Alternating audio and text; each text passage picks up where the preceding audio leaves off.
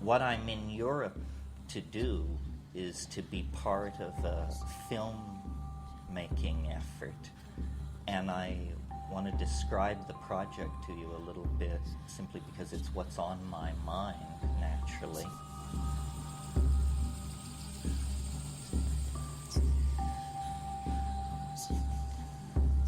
It's not a film about rave culture. It's not a film about Albert Hoffman.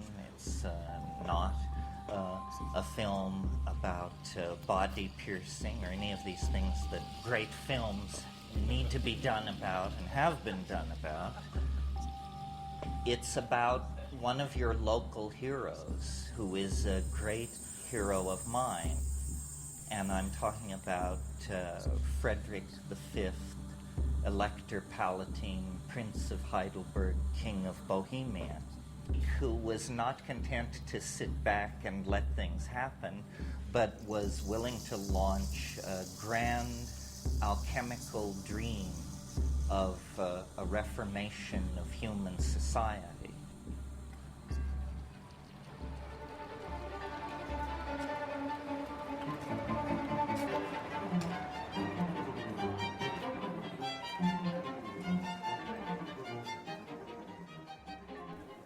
Okay, this is a prophecy in the Hermetic literature. A day will come when men will no longer care for the earth, and at that day the gods will depart and everything will be thrown into primal chaos. This prophecy was strongly in the minds of the strains of non-Christian thought that evolved at the centuries of closure of the Roman Empire. A world whose psychology was very much like the psychology of our own time, a psychology of despair and exhaustion.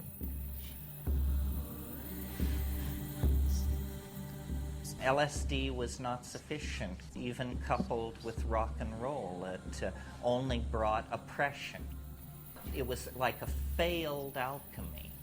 Instead of the dissolving and recrystallizing at a higher and more angelic level, thousands of prisons were built, and the entire thing failed. But this spirit is the spirit of life itself, the spirit of novelty itself, and it will not be suppressed for long in any time or place.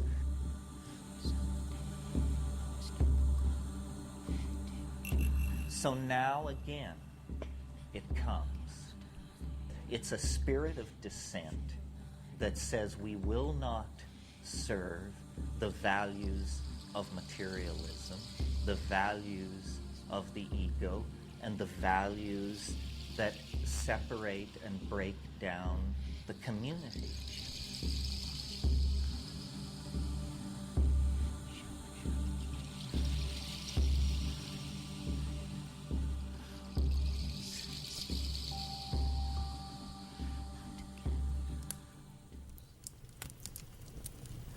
In the 120 years from 1500 to the beginning of the 30 Years' War, Europe was caught in a number of conspiracies and political intrigues directed toward moving Europe toward a magical and alchemically based society.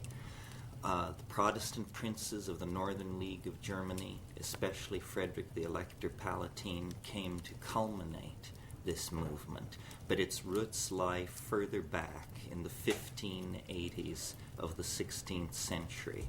It was in this period that the English astrologer, astronomer, mathematician, navigator, and expert of espionage, John Dee, launched his famous and mysterious mission to Bohemia, a little-known incident in European history which holds clues to understanding the fate and evolution of modern science and the nature of a lost world of magical and alchemical thinking that once claimed the attention of the European imagination. John Dee, the greatest mind of the Elizabethan era, friend of Queen Elizabeth, colleague of Sir Philip Sidney, converser with angels, mathematician par excellence, determined, under the influence of the mysterious Edward Kelly, that he was to be the center of an alchemical renaissance and a secret society that would lay the groundwork for the continuation of the dream of Astrea, the dream built around the Elizabethan Queen Elizabeth I.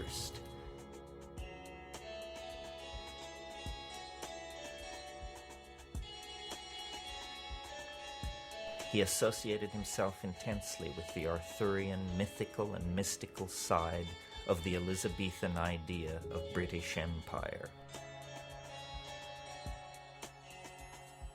He was a Welshman, like the Queen he was so intensely devoted to, and like her he shared the Renaissance mood of Saturnian melancholy, a collector of books, a builder of scientific instruments, a composer of codes and ciphers, fascinated with alchemy. Dee was both the figure of the introspective melancholic and the world-planning, empire-building political visionary. Dee was under the patronage of the Earl of Northumberland, and it was Northumberland who looted the Catholic monasteries at the time of Henry VIII. We have reason to believe that John Dee had virtual carte blanche in selecting manuscripts from those libraries that interested him.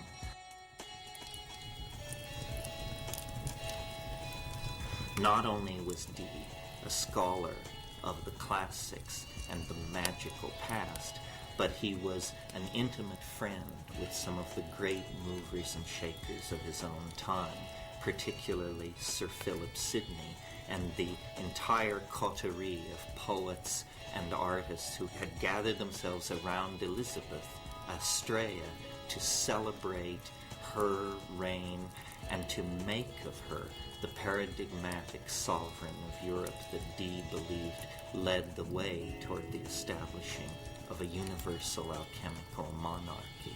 It was essentially a poetic enterprise, as alchemy always is. Merlin, in the Arthurian legends, has come down to us basically disguised as John Dee. The image we have of Merlin is Dee's image. So Dee possessed an enormous power over the imagination of his contemporaries. They were in awe of his learning.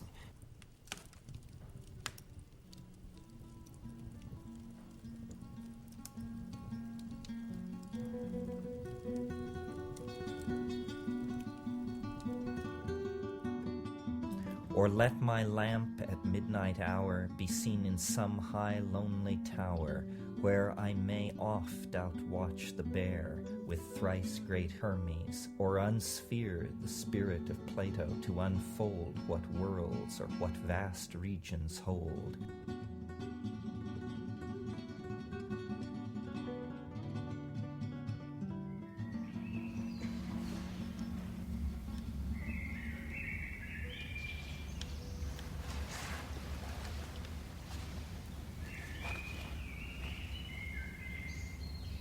Perhaps we are the naive ones. Perhaps we too quickly assumed that we had understood all there was to know about matter. After all, even to this moment, we cannot locate the seat of the imagination in matter. We cannot trace the evolution of a human thought or hope in matter.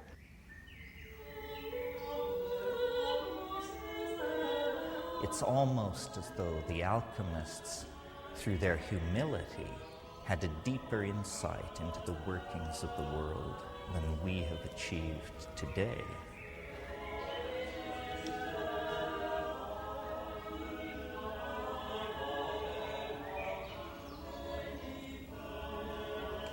The transformation of matter into a universal panacea for the redemption of mankind.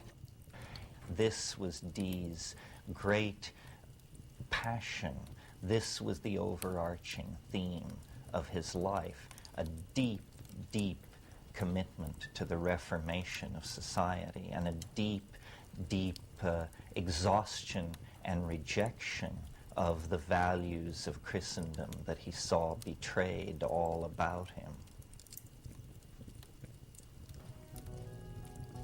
And then by distillation, and then by coagulation, and then by concentration through firing, the alchemical body is brought to completion. These are processes that go on both within the chemical retort, the alembic, in the alchemist's laboratory, and they are processes which go on in the heart and mind of the alchemist. One process dissolves, another process separates the dross, the gross matter, from the precious. Another concentrates the subtle essence. Another raises the subtle essence to another level of refinement.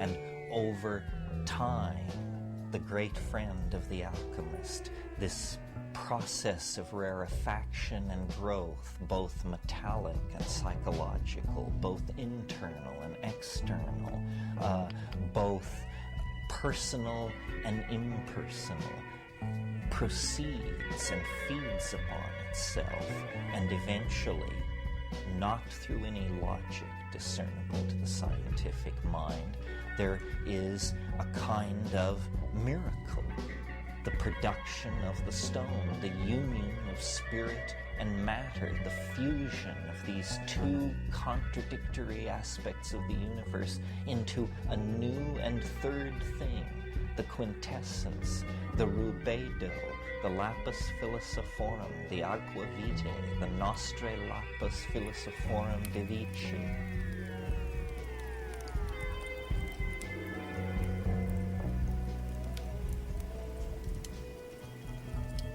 I would place Dr. D at the center of this business, and then it's a dissolve to Mortlake, 1582, the angelic encounter.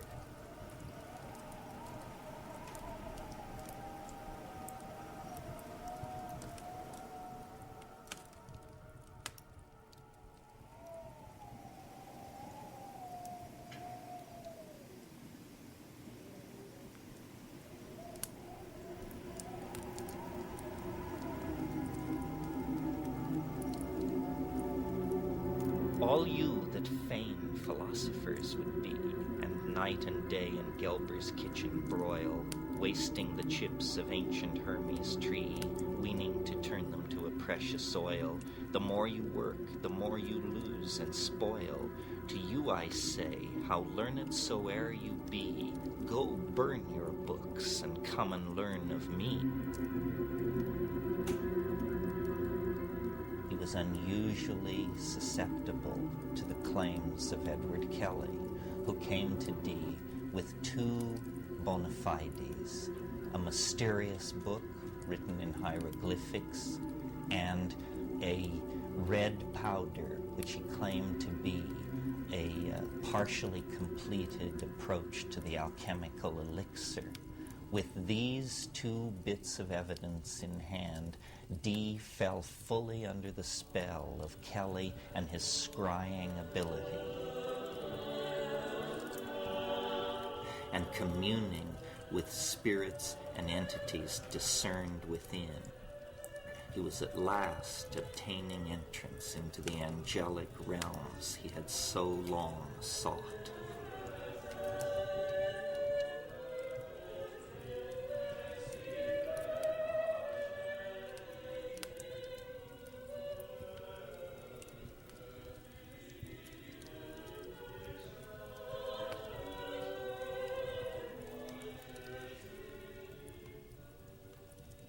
The diaries of Dee show that over a period of years and on a daily basis, he and Edward Kelly would regularly retire to the inner chambers of Dee's house, first at Mortlake, and then in a series of courtly settings as they moved about Europe.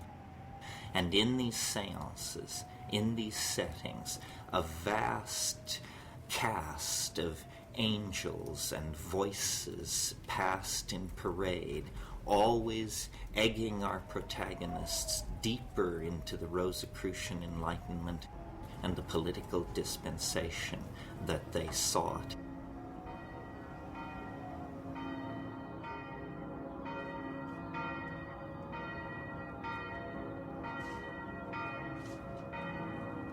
In 1583, they arrived at last in Prague. Prague at that time was ruled by Rudolf II, the occult emperor, collector of dwarves and giants, patron of alchemy and astrology, one of the most eccentric and extravagant rulers in the entire panoply of European history.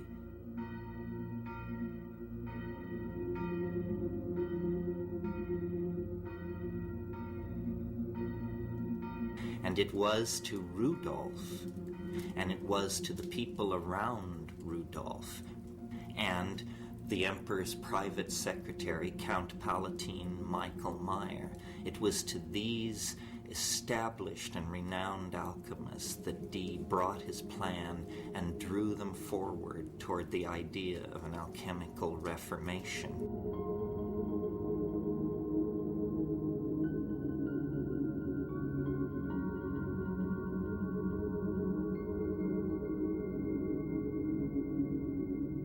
Was able to lay the groundwork for events which a generation later would blossom into the Rosicrucian Enlightenment.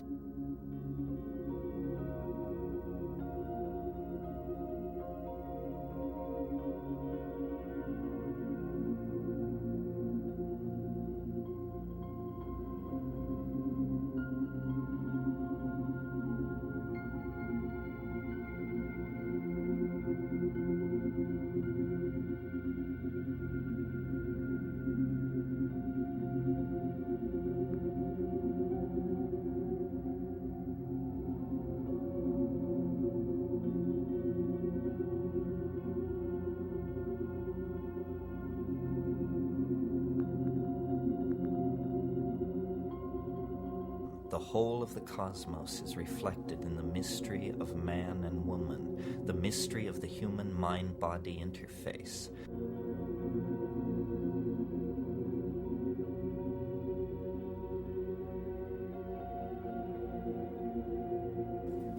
It's important to see Dee as a kind of culmination of a tradition that had been at work for over 150 years in Europe. The use of astrology, numerology, Hebrew Kabbalah, and the doctrine of signatures to produce a magical theory of nature and man's place in it can be traced to a generation before Dee.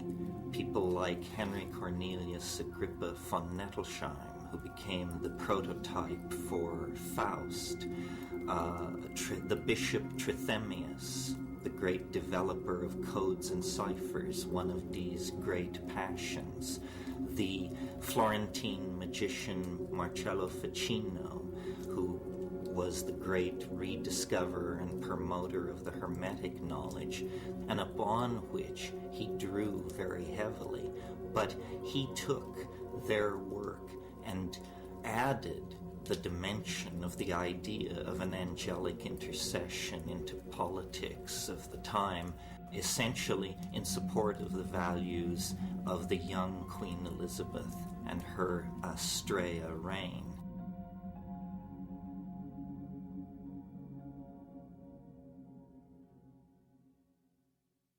Alchemy and the history of alchemy is full of contradictions, inconsistencies, unions of opposite, if you will. The very year that the Rosicrucian manifestos claimed the attention of the European public, 1608, Dee died in poverty and disappointment in his now half-looted and abandoned home at Mortlake. The alchemical dream that Dee had sought to live was to be completed, if at all, by personalities other than himself.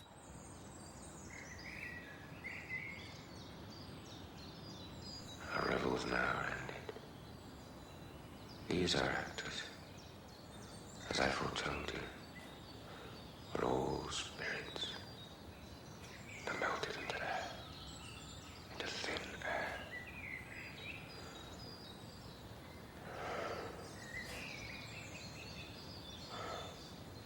And like the baseless fabric of this vision, the cloud-capped towers, the gorgeous palaces, the solemn temples, the great globe itself, yea, all which it inherit, shall dissolve, and like this insubstantial pageant fade, leave not a rack behind. We are such stuff as dreams are made on, and our little life is rounded with a sleep.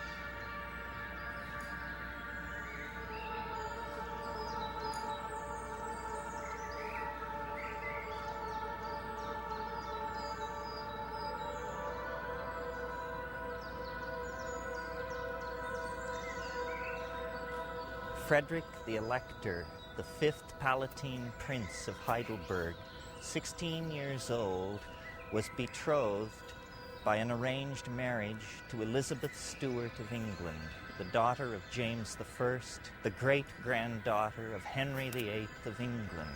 She, too, was but 16 years old when they were married in one of the most dramatic nuptials that London had ever witnessed.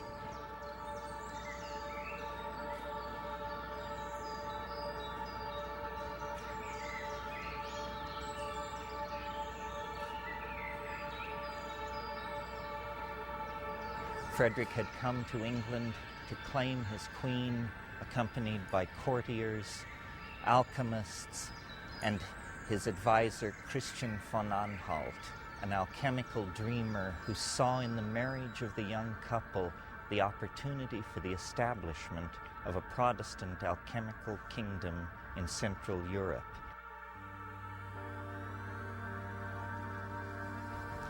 The young couple, lost in love, made their way back to Frederick's beautiful Palatinate in southern Germany, and there they intended to dwell and found a dynasty. But such was not to be.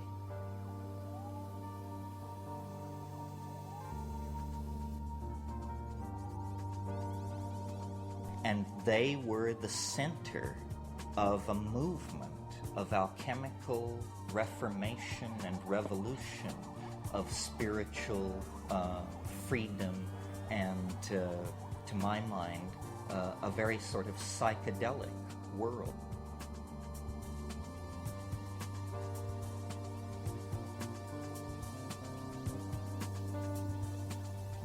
A rarefaction, a good alchemical word, a rarefaction of the human imprint on this planet, a spiritualization of humanity, and a new order of mind folded in to this pair of 16-year-olds.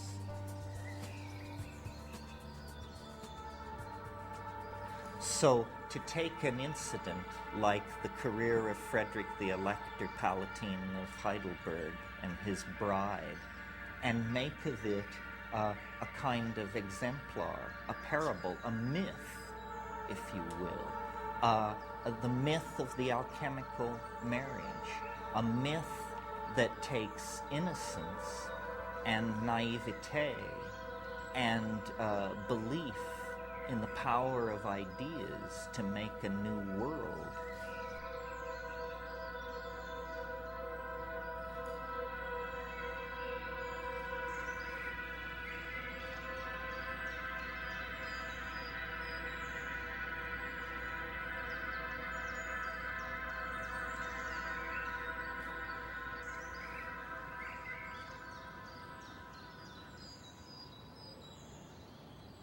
In the decades immediately before the birth of modern science, the exploration of the New World and the flowering of the alchemical imagination confronted European man with a bewildering complexification of nature. And the primary symbol used to understand this bewildering variety of phenomena was the labyrinth, the palace, the Acropolis complex, stretched through time and space, architectonic, pregnant with mnemonic possibility. The palace, the court, became the symbol at the center of the social mandala of the European imagination, and never more so than here at Heidelberg, where Frederick and Elizabeth literalized the mnemonic and alchemical intentions of the age in a vast, sprawling complex of red sandstone cut with secret passageways, hidden doorways, and complexity found ordinarily only in the depths of the human unconscious and the alchemical imagination.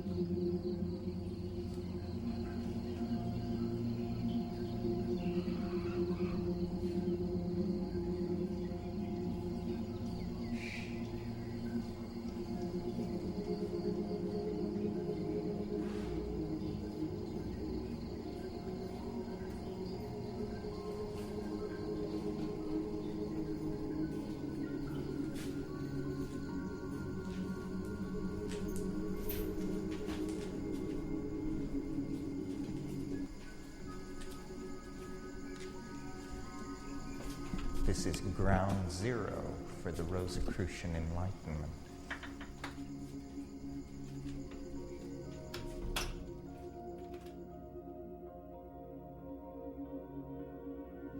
Standing here in the alchemical laboratory of the palace in Heidelberg, we are essentially at the center of the alchemical hopes of the Rosicrucian Enlightenment.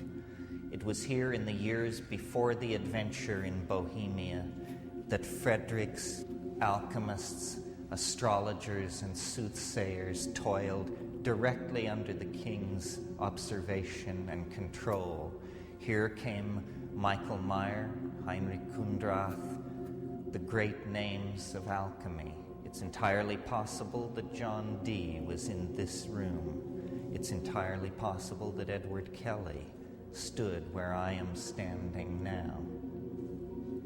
It's almost impossible to conceive of the hopes and the fantasies and the labors and the dreams that have been generated by and are centered on this room and the objects in it. This is the last alchemical laboratory in the world to fully function before the rise of modern science.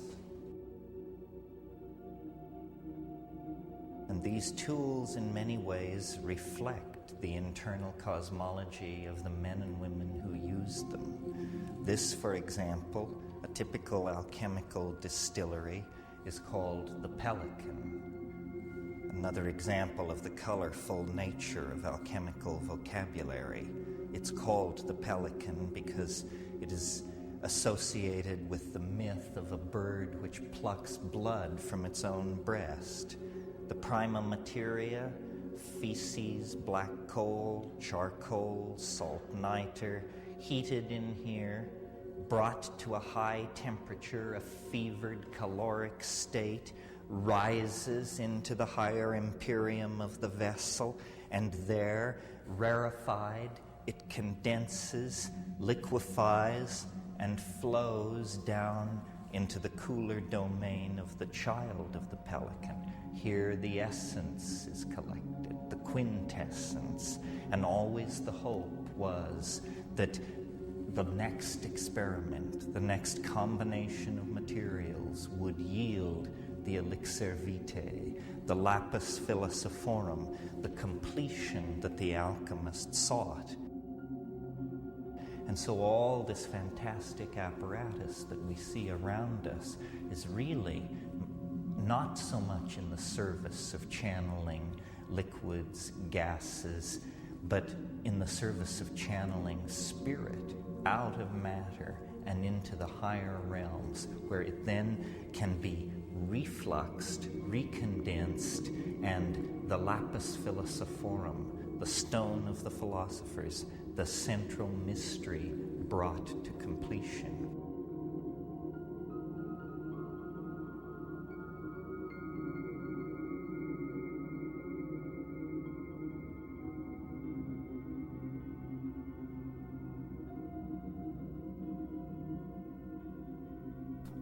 It's the self that we are trying to recover.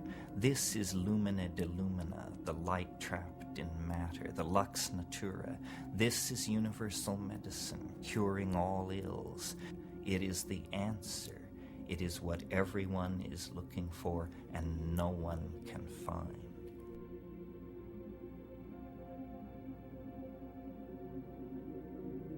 And so the alchemist toiled over the centuries, the torment of the sulfur, the torment of the cinnabar, the search for the triumphant chariot of antinomy, the search for the quintessential essence that represented the union of all the world that the alchemists saw around them.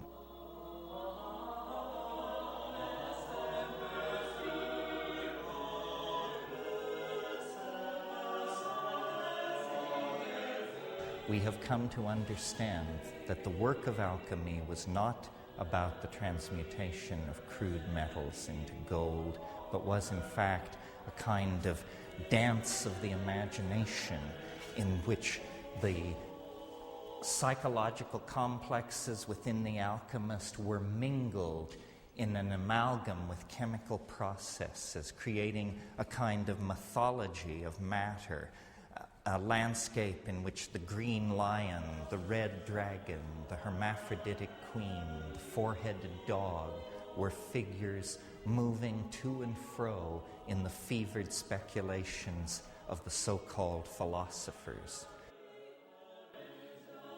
And the belief was that man could work with nature, a full partner with the divine process, and redeem the light fallen into matter, and in so doing, redeem himself.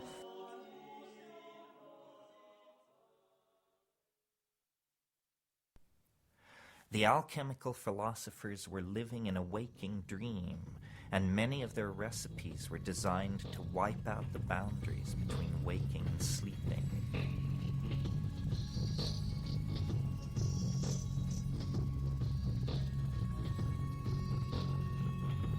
The stages in the great work, beginning in the negredo, the blackening, then the rubedo, the reddening, the citrinitas, the yellowing, the veriditas, the greening, the albedo, the whitening, and finally the purificatio. So at each stage there are substages of dissolutio et coagulatio. It's a melting and a recasting and a purifying of psychic contents. Images are full of ravening beasts, incestuous mother-son pairs, brother-sister pairs, hermaphrodites. All taboos are broken. This stuff just boils up from the unconscious, then is sublimed through the stages and is somehow fixed. And this fixing is the culmination of alchemy. If you bring off this trick, then you possess our stone, the philosopher's stone, the lapis, the sophic hydrolith of the wise.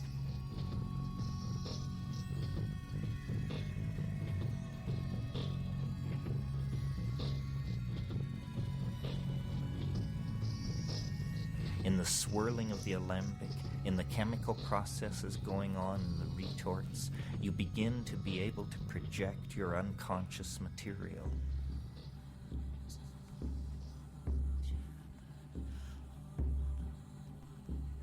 We are never really able, except in the psychedelic state, to transcend the belief in the inner world and the outer world as being somehow separate.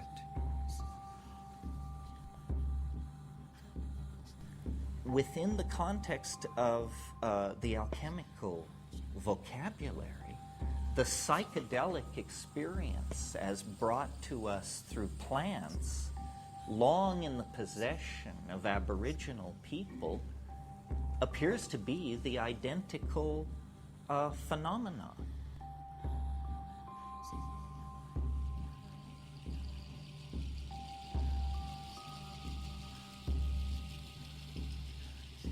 And the plants lift the imprisoning structures of the ego, and the ego flows out into the world.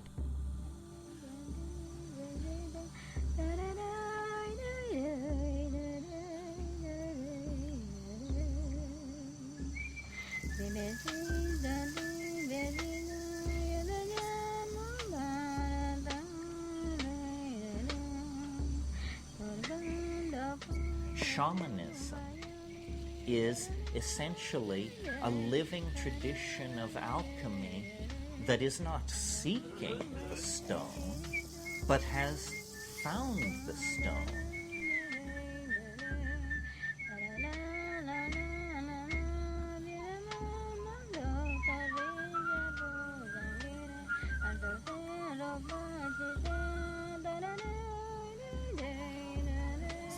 The shamans of the Amazon have attained a sufficient sophistication to explicitly understand that the vessel of alchemical transformation is the body and the head of the experience.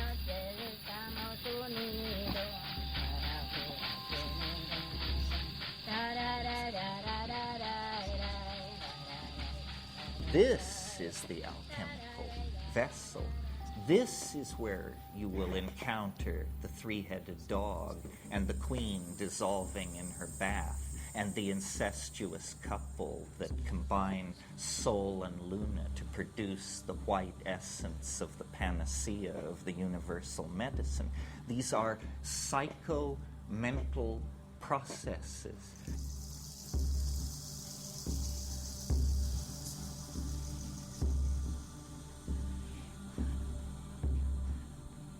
Nature is a great distillery of complexity, alchemical gold, novelty, connection.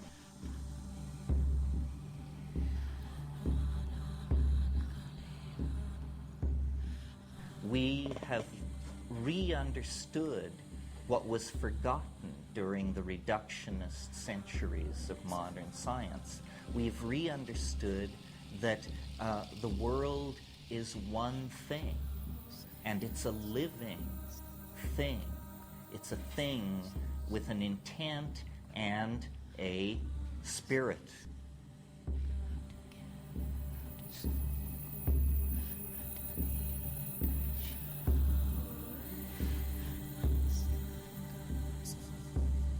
And rational analysis tells us that matter is simply atoms flinging themselves through space, obedient to certain mathematical laws that are invariant. And all the creativity, all the sense of connectedness that we experience as living beings, as members of a society, as human beings in contemplation of nature, all of that was denied.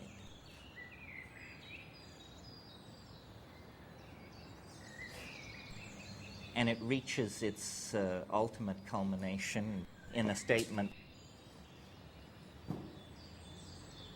made by Jean-Paul Sartre, the French existentialist, who said, "Nature is mute." You understand what I mean? Nature gives no clue, he tells you. Man is alone in the cosmos with his complexes and his obsessions. He confers meaning. I reject this. I think the entire message of the psychedelic experience, which is that nature seeks to communicate. All being is pregnant with language. All reality wants to include the human side of nature in its ongoing intent.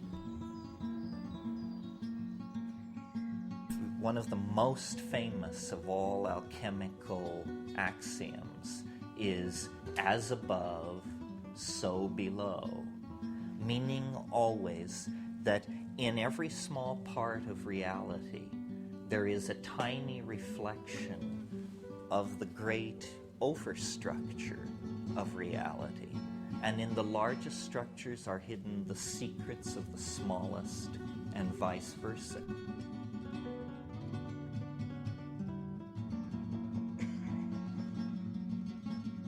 We have unconsciously imbibed the ontology of science, where we have mind firmly separated out from the world. But in an earlier age, mind and matter were seen to be alloyed together throughout nature.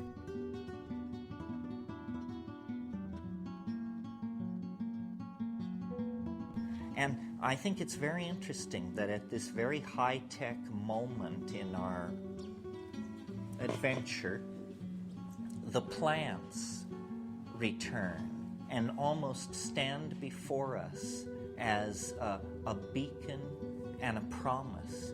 They stand for absolute Tao.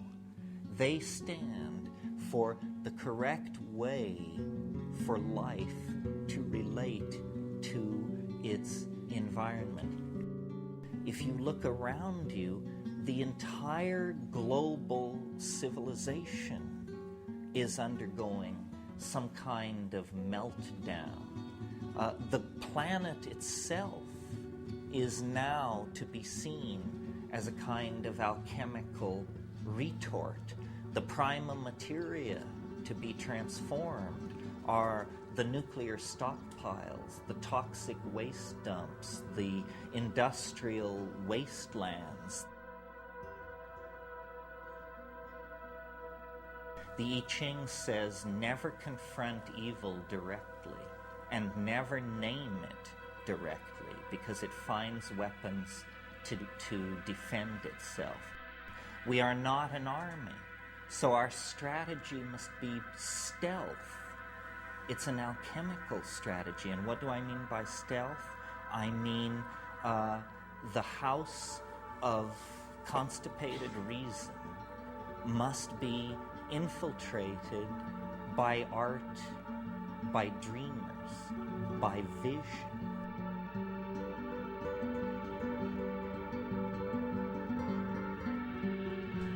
Find the others. Find the others, and then you will know what to do.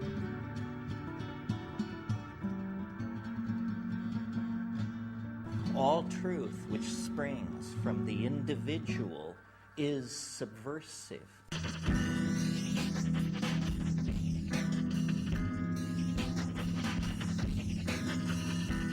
Find the others, and then, using this technology, which was designed to keep track of us, to pick our pockets, and to sell us junk we don't want, use this technology to produce art, massive amounts of subversive art. All culture is some kind of myth. All cultural stories, then, have a psychic dynamic to them. We are not an army. This is what Frederick didn't understand. He was a king, but he was not an army. Frederick, the elector, was one of 7 electors, 7 German princes whose combined vote could choose a new emperor. The politics of the situation were not lost on Christian von Anhalt and other alchemical advisors close to the young prince.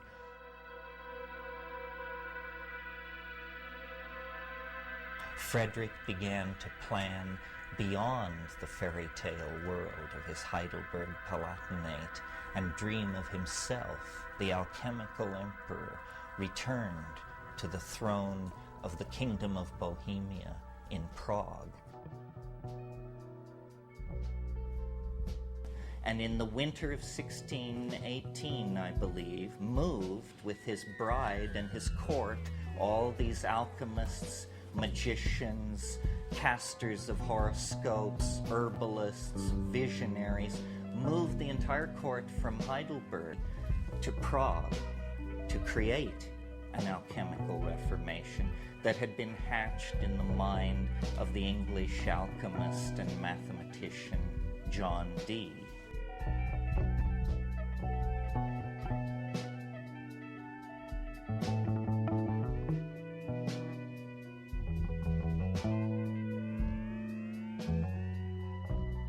Unfortunately, the alchemical dream was not to be. Frederick's advisors had seriously misjudged the situation. James was not supporting an alchemical revolution. He was playing one side against the other, and to the idealists in Prague, such cynicism was unimaginable.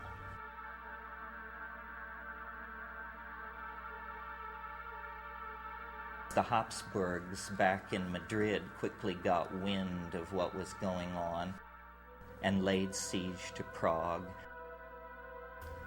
And the story of the alchemical kingdom and the Rosicrucian Enlightenment, for all purposes, ended at an incident called the Battle of White Mountain.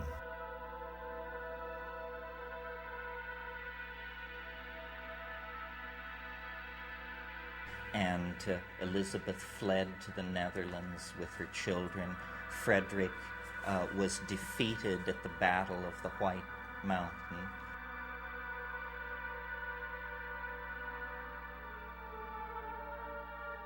And the alchemical dream died.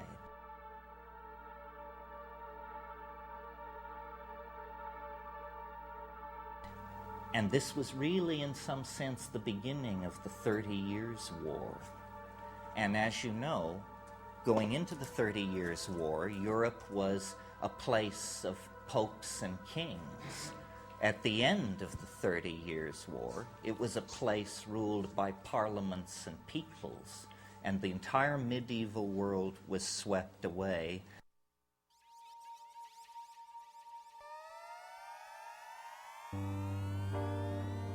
And these angel-dealing, horoscope-casting, alchemy-pursuing visionaries of this Rosicrucian Renaissance became simply objects of historical curiosity.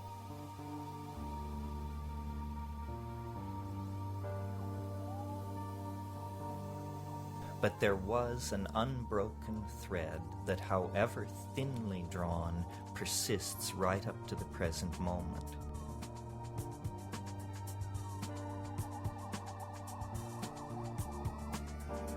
So the idea is to show the way back to the high magic of the late Paleolithic.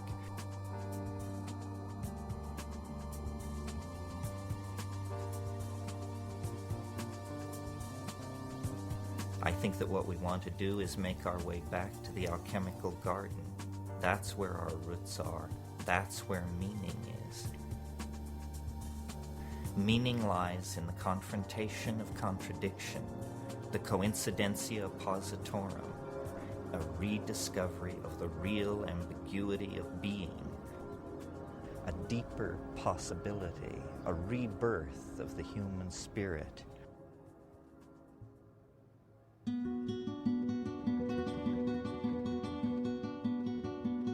In their way, Frederick and Elizabeth were acting out the dream of Camelot.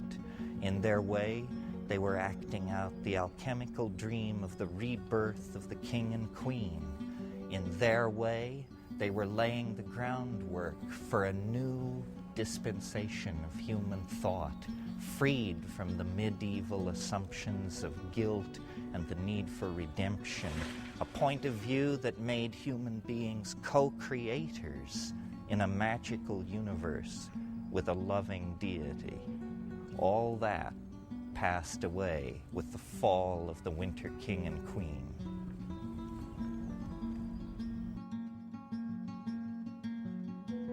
Well, until recently, I thought that that was the end of the story, but there is a coda that is amusing, if nothing else. This Habsburgian army, having laid siege and destroyed the alchemical kingdom, began to retreat across Europe. In that Habsburgian army, there was a young soldier of fortune, only 19 years old, still wet behind the ears, happily soldiering and wenching his way around Europe, and his name was René Descartes.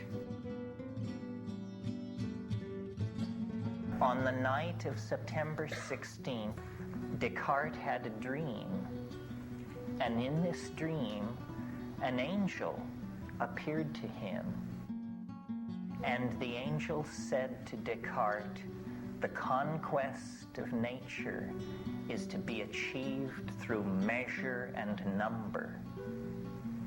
And that revelation lay the basis for modern science. It's the alchemical angel, which will not die. It returns again and again to guide the destinies of nations and peoples toward an unimaginable conclusion.